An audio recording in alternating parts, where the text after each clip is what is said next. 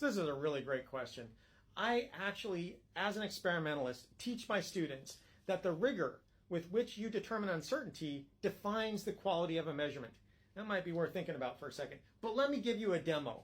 Specifically, I'm going to use this pen. It's a simple pen, and you might think it's got a fixed weight, a fixed width, a fixed length, and these numbers are fixed. They are some number. Whatever the number is, that's the truth. Well, statistics would say there's a lot more to it than that, and it might not be obvious until you actually think about the process of quantifying what those numbers are. So I've got a tape measure here, and I can give you a quick little demo of what if I wanted to measure the width of the pen, say right there. I could put it up against a tape measure, and I could say, oh, well, it goes between those two marks. But what happens when it's not exactly on one of the marks? It's not right at the one above it or below it. It's in between. How do you communicate that?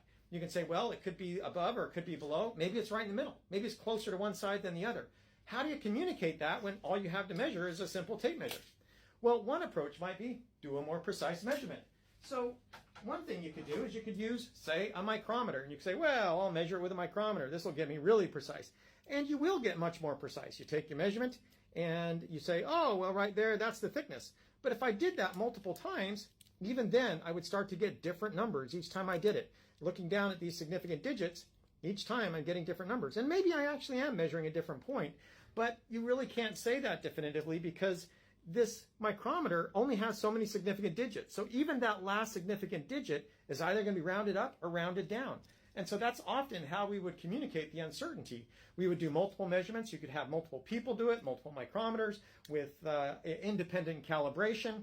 And maybe there's a different temperature that'll cause this to expand and contract. And so there's a lot of things that can cause a bias to that value.